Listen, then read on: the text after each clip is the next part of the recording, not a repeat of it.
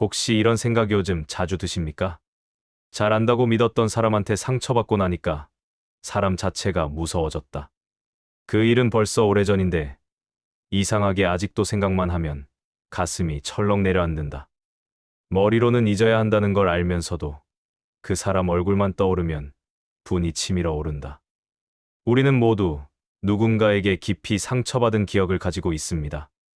배우자, 자녀, 형제자매, 친구, 직장 동료, 심지어는 피를 나눈 가족에게서도요. 그리고 그 상처는 시간이 지나도 쉽게 아물지 않습니다. 밤에 잠들기 전 아무도 없는 방 안에서 문득 그때 그 말이 떠오르면 가슴 한편이 묵직하게 눌려옵니다. 왜 나한테 그랬을까? 내가 뭘 잘못했길래 어떻게 그럴 수가 있지? 수백 번, 수천 번 되뇌어도 답은 나오지 않고 상처만 더 깊어지는 것 같습니다. 독일 철학자 프리드리히 니체. 사람들이 흔히 비관적인 철학자 아니야? 라고 생각하지만 사실 니체는 상처에서 벗어나 다시는 흔들리지 않는 사람이 되는 길을 가르쳐준 사람이었습니다. 니체 자신도 평생 병약했고 외로웠고 오해도 많이 받았습니다. 사랑했던 사람에게 거절당하고 친구들에게도 버림받고 마지막엔 정신까지 무너져 내렸지요. 그래서 그는 누구보다 상처의 무게를 알았습니다. 하지만 그는 상처 앞에서 멈추지 않았습니다. 오히려 그 상처를 디딤돌 삼아 인간이 어떻게 더 강해질 수 있는지를 치열하게 고민했습니다.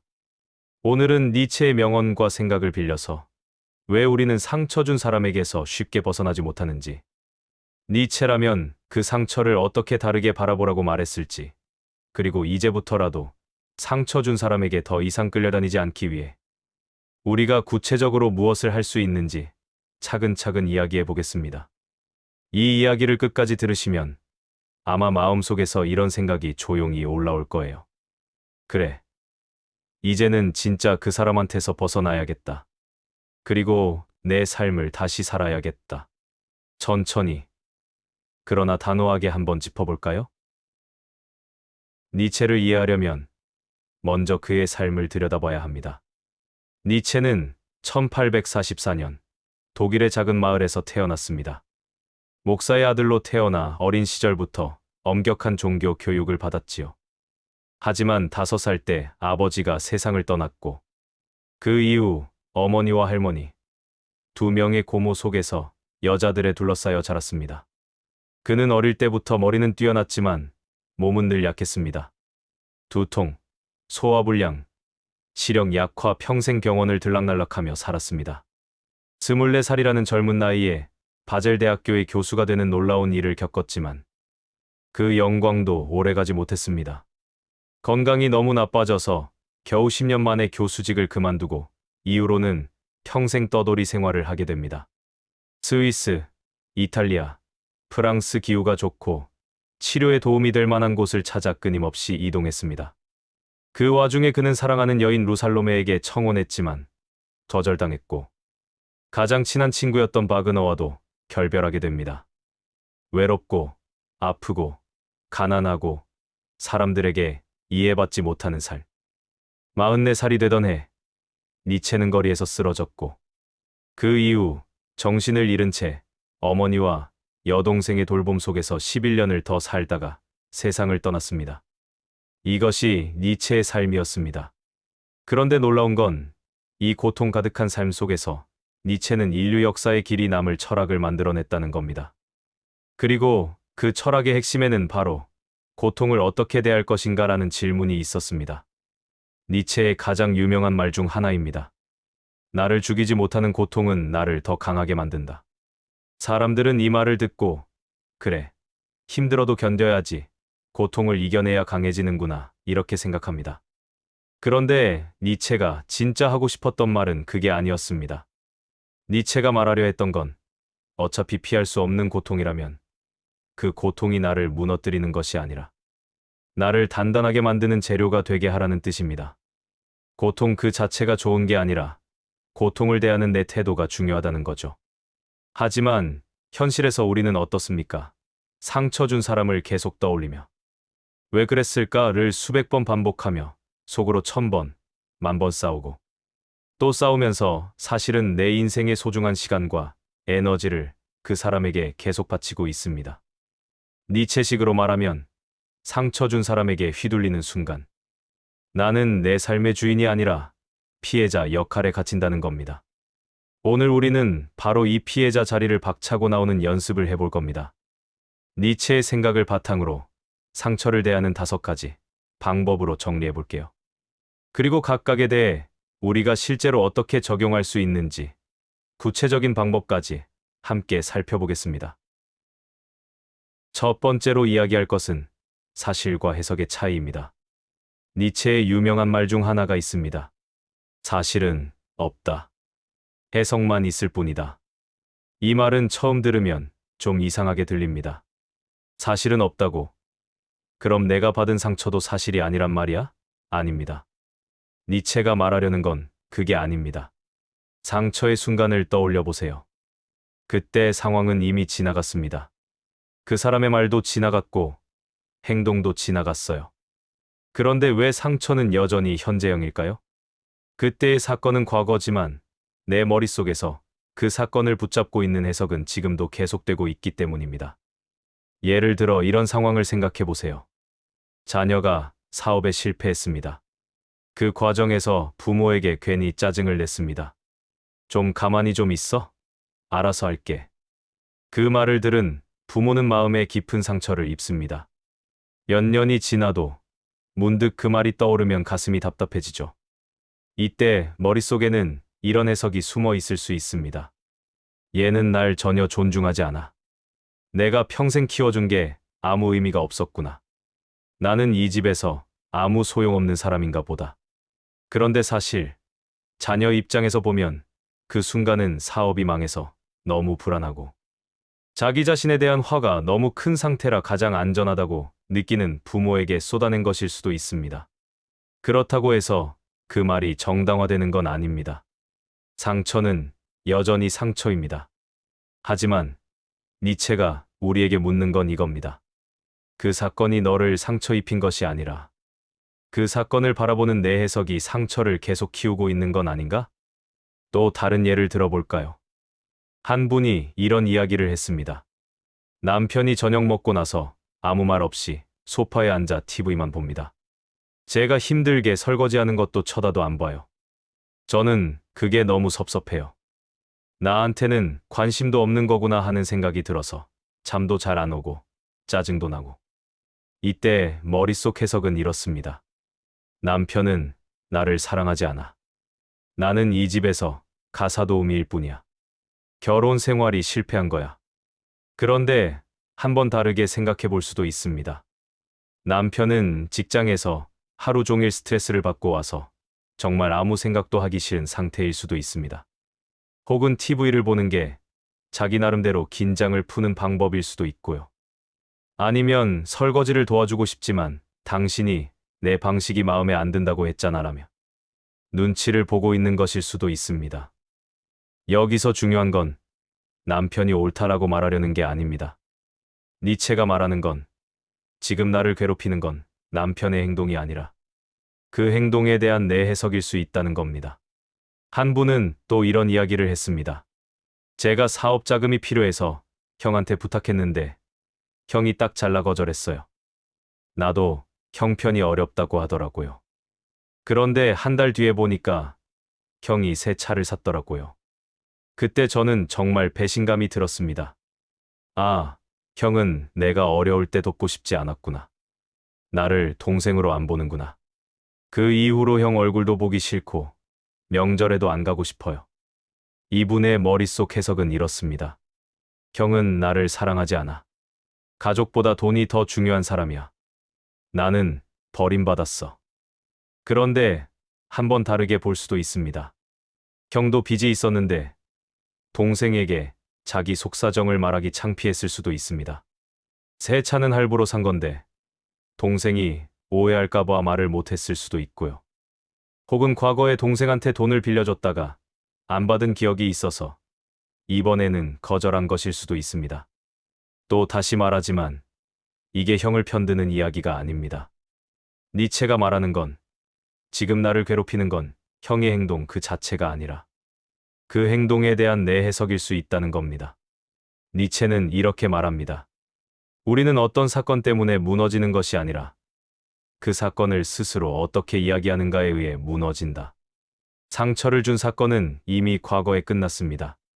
하지만 우리는 그 사건을 머릿속에서 계속 재생하면서 매번 새로운 상처를 스스로에게 입히고 있습니다. 그리고 그 재생 버튼을 누르는 건 바로 내 해석입니다. 그래서 니체는 이렇게 말합니다. 내가 바꿀 수 있는 건 과거의 사건이 아니라 지금 이 순간 그 사건을 바라보는 너의 시선이다. 그렇다면 어떻게 해야 할까요? 니체식으로 상처에서 벗어나는 첫 번째 연습은 언어를 바꾸는 것입니다. 우리가 쓰는 말은 우리의 생각을 만들고 우리의 생각은 우리의 감정을 만듭니다. 그래서 말을 바꾸면 생각이 바뀌고 생각이 바뀌면 감정도 조금씩 바뀝니다. 한번 이렇게 바꿔보세요. 그 사람 때문에 내 인생이 망가졌다를 그 사람과 그런 사건이 있었다로 바꿔보세요. 나는 그때 버려졌다를 나는 그때 혼자가 되었다. 그리고 그 이후에 이런 길을 걸어왔다로 바꿔보세요. 형한테 배신당했다를 형에 대한 내 기대가 어긋났다로 바꿔보세요. 사소한 것 같지만 단어를 바꾸는 순간 마음의 자리도 조금씩 바뀝니다. 망했다, 끝났다, 버려졌다 같은 말은 나를 영원한 피해자 자리에 눌러 앉게 만듭니다. 그런데 그런 일이 있었다, 혼자가 되었다, 기대가 어긋났다라고 하면 내가 그 사건을 조금 떨어져서 바라볼 수 있는 여유가 생깁니다. 오늘 밤 혹시 시간이 되신다면 이렇게 한번 적어보세요. 첫 번째 단계. 나는 그때 이런 말을 들었다. 혹은 그 사람은 그때 이런 행동을 했다라고 사건 그 자체를 적어보세요. 두 번째 단계. 그때 나는 이렇게 해석했다. 혹은 나는 그 행동이 이것을 의미한다고 생각했다라고 내 해석을 적어보세요. 세 번째 단계. 하지만 또 다른 해석이 있다면 이럴 수도 있다. 혹은 그 사람 입장에서는 이랬을 가능성도 있다라고 다른 해석을 적어보세요. 이 연습은 그 사람이 잘했다라고 용서하는 연습이 아닙니다. 그 사람 때문에 멈춰버린 내 시계를 다시 현재로 가져오는 연습입니다. 한 분이 이 연습을 하고 이렇게 말씀하셨습니다. 저는 오래전에 친구한테 너는 항상 너 얘기만 해라는 말을 들었어요. 그 말이 너무 충격이어서 그 이후로 친구 만나는 게 무서워졌어요. 나는 이기적인 사람인가? 나는 친구 자격이 없나? 이런 생각에 사로잡혔죠. 그런데 이 연습을 하면서 문득 이런 생각이 들었어요. 그때 그 친구는 자기 힘든 일을 나한테 털어놓고 싶었는데 내가 못 알아챘던 건 아닐까? 내가 나쁜 사람이어서가 아니라 그 친구가 그날 특별히 힘들었던 건 아닐까? 이렇게 생각하니까 가슴에 박혔던 가시가 조금 빠지는 것 같았어요. 이게 바로 해석을 바꾸는 힘입니다. 니체는 이렇게 말했습니다. 같은 사건을 보고도 누군가는 무너지고 누군가는 더 강해진다. 차이는 사건이 아니라 해석이다. 오늘부터라도 상처라는 단어 대신 사건이라는 단어를 써보세요. 그것만으로도 조금씩 마음이 가벼워질 겁니다. 두 번째로 이야기할 것은 원망에 관한 것입니다. 니체가 가장 싫어했던 감정이 있습니다. 바로 원망입니다. 독일어로 레센티망이라고 하는데 프랑스어에서 온 말입니다. 이 단어의 뜻은 내가 힘이 없어서 직접 복수할 수 없으니까 마음속으로 계속 그 사람을 미워하는 감정입니다. 니체는 이렇게 봤어요. 약한 사람은 스스로 움직일 힘이 없기에 남을 미워하는 데서 힘을 얻으려 한다. 우리가 상처 준 사람을 떠올릴 때 자주 하는 말들이 있죠. 언젠가는 꼭 벌 받았으면 좋겠다. 인과응보라는 게 있어야 하는데 내가 못해서 그렇지. 진짜. 이 말 속에는 두 가지가 숨어 있습니다. 하나는 나는 아무것도 할 수 없다는 것이고 다른 하나는 그렇기 때문에 저 사람이 불행해지는 것을 상상하며 버틴다는 겁니다. 니체는 이것을 노예의 도덕이라고 불렀습니다. 스스로 내 삶을 바꾸지 못하기 때문에 남이 망하는 상상을 하며 이안을 얻는 상태라는 거죠. 하지만 솔직히 말해볼까요? 그 사람이 실제로 망가진다고 해도 나에게 상처 준 일이 사라지나요? 내 인생이 갑자기 행복해지나요? 잠깐은 속이 시원할지 몰라도 결국 남는 것은 허무함과 공허함뿐입니다. 한 분이 이런 이야기를 했습니다. 저는 10년 전에 사업 파트너한테 배신당했어요. 그 사람이 제 아이디어를 가지고 혼자 사업을 시작했거든요. 저는 그때부터 10년 동안 저 사람 언젠가는 망할 거야라고 마음속으로 되뇌며 살았어요. 그런데 최근에 들었어요. 그 사람 회사가 정말로 망했다고. 순간 속이 시원했어요. 그래. 인과응보가 있긴 있구나. 그런데 그날 밤 이상하게 잠이 안 오더라고요. 이제 뭐 하지? 10년 동안 그 사람 망하길 바라며 살았는데. 정작 그 사람이 망하고 나니까 제 인생의 목표가 없어진 것 같았어요. 그제야 깨달았습니다. 아, 나는 10년 동안 내 인생을 산 게 아니라 그 사람을 저주하며 산 거구나. 이게 원망의 무서운 점입니다. 니체는 이렇게 말했습니다. 원망은 자기 자신에게 향해야 할 힘이 바깥으로 잘못 흘러나간 것에 불과하다. 한번 이런 장면을 떠올려 보세요. 나는 감옥 안에 앉아 있고 그 사람은 감옥 밖에 자유롭게 돌아다니고 있습니다. 그런데 나는 계속 이렇게 말합니다. 너 때문이야. 내가 나를 여기 가둔 거야. 하지만 니체는 이렇게 말합니다. 사실은 그 사람은 이미 떠났고 의자에 계속 앉아 있는 건 바로 너다. 이게 원망의 무서운 점입니다. 원망을 오래 할수록 그 사람은 내 마음속에서 더 큰 존재가 됩니다. 밥을 먹으면서도, 산책하면서도, 잠이 들기 직전에도 그 사람과 대화하듯 속으로 중얼거리게 됩니다. 결국 이런 꼴이 되는 거죠. 그 사람은 내 삶에서 떠났는데 나는 아직도 그 사람 삶 안에 붙잡혀 산다는 겁니다. 원망은 이렇게 순환합니다. 상처를 받고 그 사람을 미워하고 그 사람이 불행해지길 바라고 하지만 아무 일도 일어나지 않고 더 미워하고 내 인생은 그대로인데 원망만 커지고 결국 나만 불행해집니다. 니체는 말합니다. 피해자 자리에 오래 앉아 있을수록 너를 상처 준 사람의 그림자는 더 커진다. 그렇다면 원망을 어떻게 줄일 수 있을까요? 원망을 한 번에 끊어내기는 어렵습니다. 하지만 조금씩 줄이는 연습은 할 수 있습니다. 마음속에서 그 사람이 떠오를 때마다 조용히 이렇게 세 문장을 해보세요. 첫 번째, 그 일은 이미 지났다. 과거는 바꿀 수 없습니다. 아무리 후회해도, 아무리 분노해도 그 일은 이미 끝났습니다. 이 말을 스스로에게 해주는 것만으로도 조금씩 현실로 돌아올 수 있습니다. 두 번째, 나는 지금 여기서 숨을 쉬고 있다. 지금 이 순간, 나는 살아 있습니다. 그 사건은 과거에 있지만 나는 지금 여기 있습니다. 이 순간이 진짜입니다. 세 번째, 이 시간은 그 사람에게 줄 수 없는 나의 시간이다.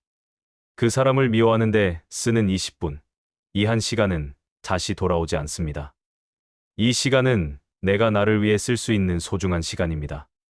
원망의 방향을 그 사람에게서 지금 살아있는 나에게로 돌리는 연습입니다. 니체라면 이렇게 말했을 겁니다. 억울한가? 그렇다면 그 억울함을 너의 삶을 키우는 힘으로 바꿔라. 원망은 아무것도 만들지 못한다. 한 분이 이런 이야기를 했습니다. 저는 어머니한테 평생 칭찬을 한 번도 못 들어봤어요. 늘 비교당하고 늘 부족하다는 말만 들었죠. 그래서 저는 어머니를 원망하며 살았어요. 왜 나한테만 이러시지? 다른 형제들한테는 안 그러시면서. 그런데 어느 날 문득 이런 생각이 들었어요. 나는 지금 어머니를 원망하느라 내 삶을 살지 못하고 있구나. 어머니는 저렇게 사시는데 나는 왜 아직도 어머니 때문에 불행한 거지? 그때부터 조금씩 바뀌기 시작했어요. 어머니를 바꾸려 하지 않고 내가 나를 칭찬하기 시작했죠. 나는 오늘 이걸 잘했어. 나는 이렇게 살아왔어. 나는 충분히 괜찮아. 이렇게 말하기 시작하니까 어머니에 대한 원망이 조금씩 줄어들더라고요. 이게 바로 원망의 방향을 바꾸는 힘입니다. 니체는 이렇게 말했습니다. 너를 부수지 못한 것들은 너를 단단하게 만들도록 이용해야 한다.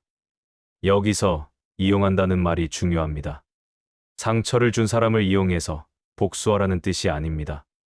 그 사건을 재료로 삼아 내 삶의 힘을 키우라는 뜻입니다. 세 번째로 이야기할 것은 니체의 힘에 대한 철학입니다. 니체 철학의 핵심은 의외로 단순합니다.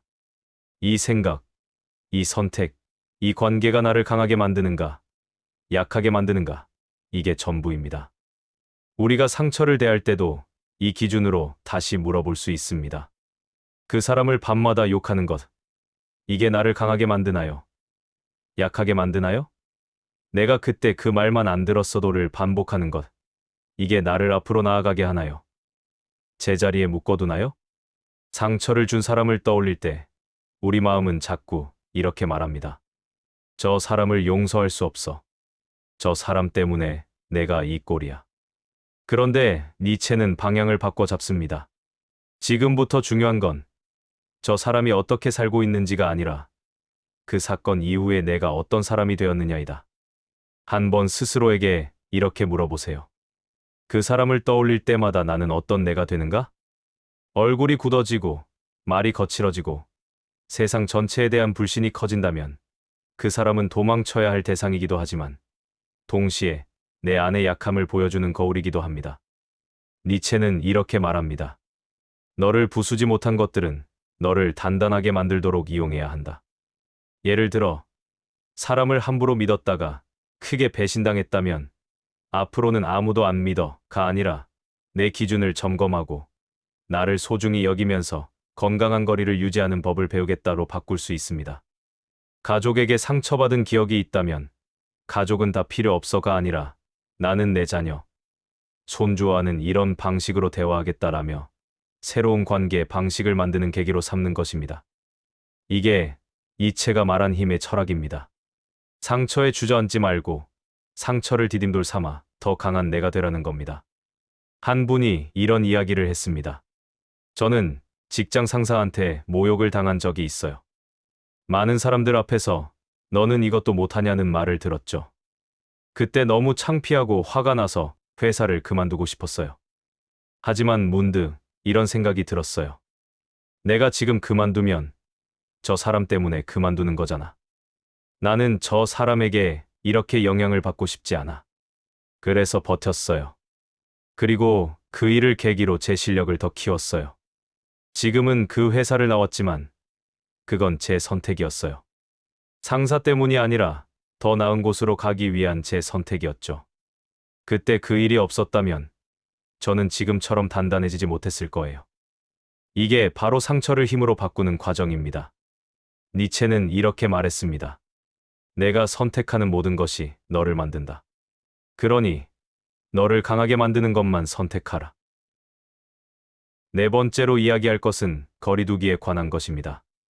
우리가 상처에서 벗어나지 못하는 또 하나의 이유는 관계를 끊거나 거리를 두는 것을 배신이라고 느끼기 때문입니다. 그래도 가족인데 어떻게 끊어? 친구 사이에 그럴 수는 없지. 피를 나눈 형제인데 그래도 챙겨야지. 니체라면 여기에 단호하게 이렇게 말할 겁니다. 너를 계속 약하게 만드는 관계라면 그 관계야말로 너를 배신하고 있는 것이다. 니체의 기준은 아주 단순합니다. 나를 상승하게 만드는 관계가 있고 나를 하강하게 만드는 관계가 있습니다. 나를 상승하게 만드는 관계는 내 삶에 힘이 생기고 나도 더 좋은 사람이 되고 싶어지고 함께 있으면 끝나고 나서도 마음이 맑아지는 관계입니다.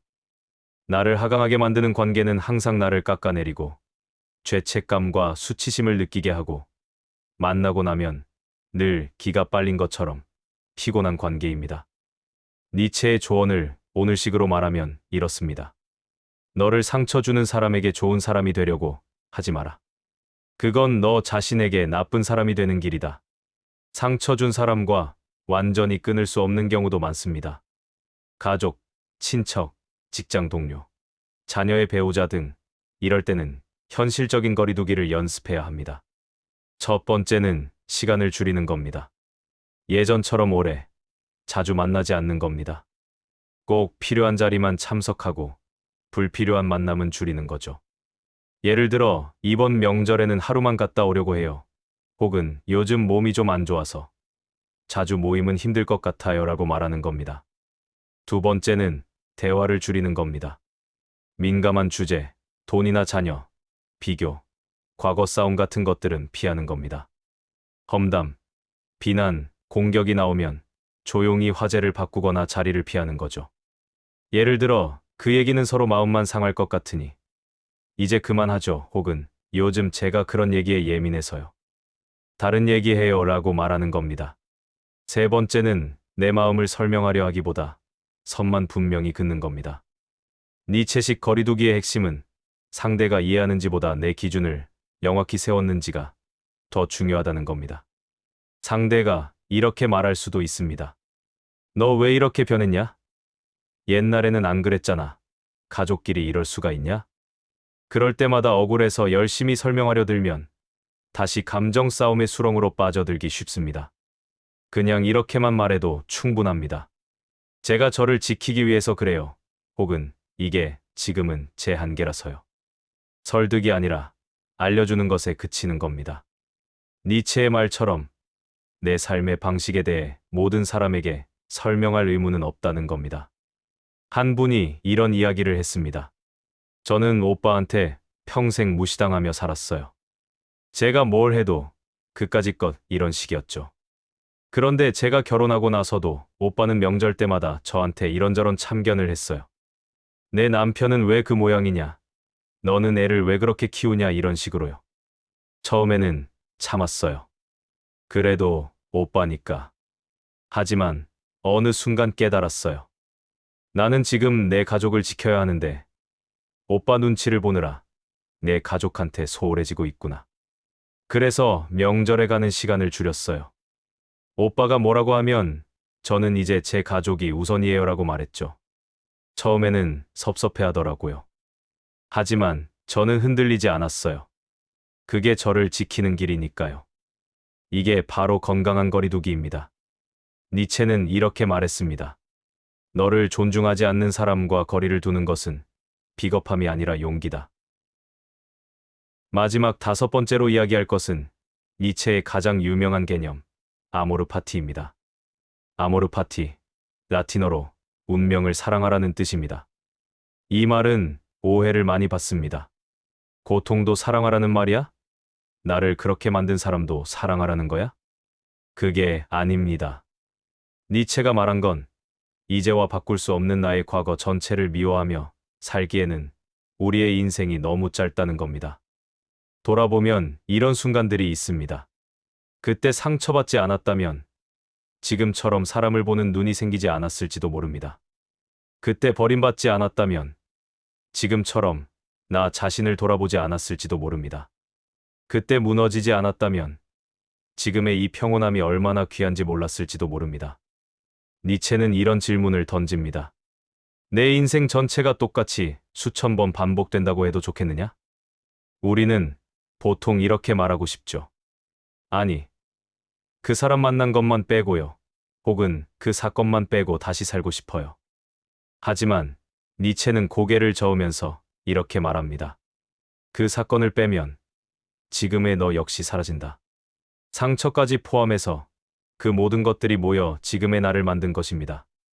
상처를 기억하는 방식도 바꿔볼 수 있습니다.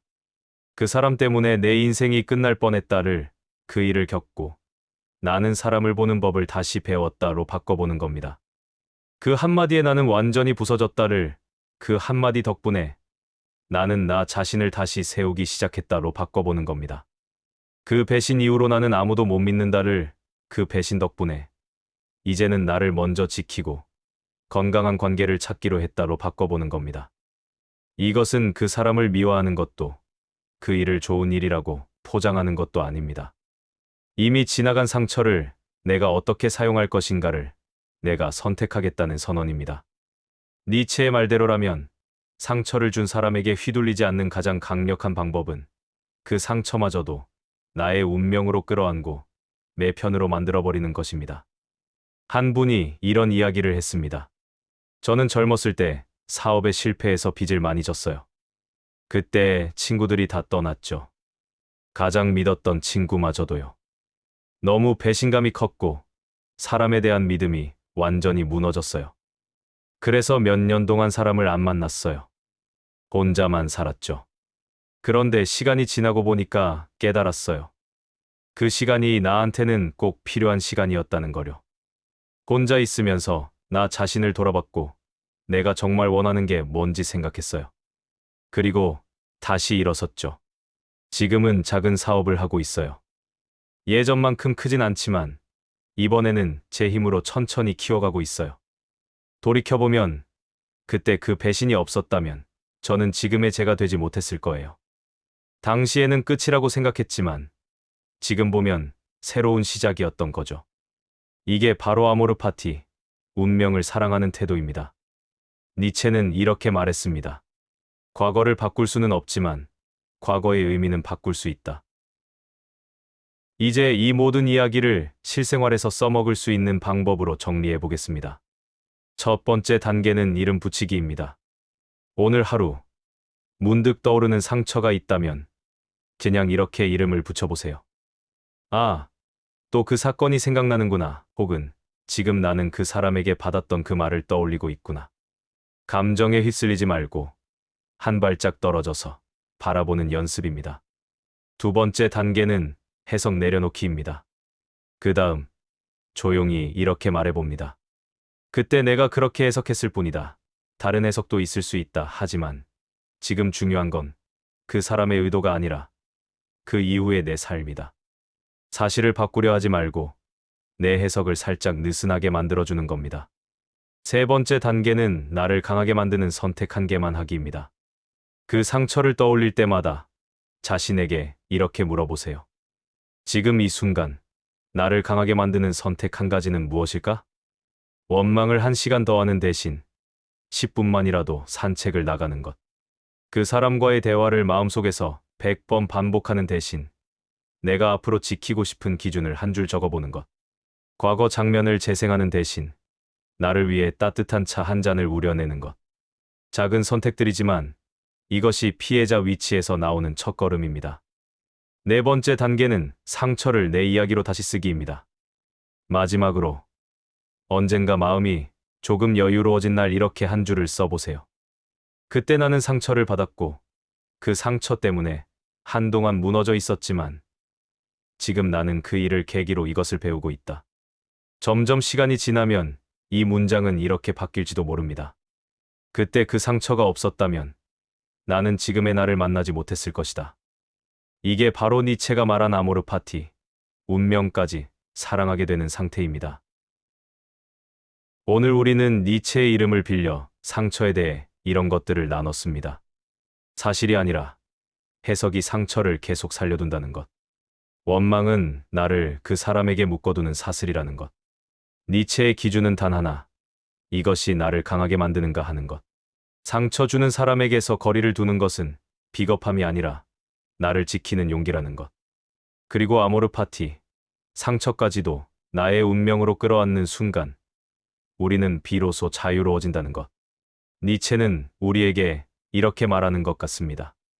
너는 더 이상 누군가에게 상처받은 이야기로만 너를 소개하지 말아라. 그 상처를 딛고 여기까지 온 너의 힘으로 너 자신을 소개하라. 혹시 지금 이 순간 당신의 머릿속에 떠오르는 얼굴이 있나요? 평생 잊지 못할 상처를 준 사람, 아직도 용서가 안 되는 사람, 지금도 생각하면 눈물이 나는 사람. 그 사람이 누구든 이렇게 조용히 말해보면 좋겠습니다. 이제 더 이상 당신에게 내 인생을 맡기지 않겠습니다. 그 상처는 여기까지만, 이제부터는 나를 위해 살겠습니다. 그리고 이어서 나 자신에게도 한마디 해주세요. 수고했다. 여기까지 버텨줘서, 포기하지 않고 살아줘서 고맙다. 혹시 오늘 이야기를 들으면서 떠오른 당신만의 상처와 깨달음이 있다면 댓글로 조용히 남겨주세요. 당신의 이야기가 다른 누군가에게는 큰 위로와 용기가 될 수도 있습니다. 이 영상이 도움이 되셨다면 구독과 좋아요로 마음을 나눠주세요. 당신이 상처 준 사람에게 휘둘리지 않고 당당하게 자신의 삶을 살아갈 수 있도록 앞으로도 니체, 쇼펜하우어, 정약용 같은 철학자들의 말을 당신의 언어로 당신의 인생에 맞게 풀어드리겠습니다. 오늘도 당신의 마음이 조금 더 단단해지고 조금 더 평안해지기를 진심으로 바랍니다. 감사합니다.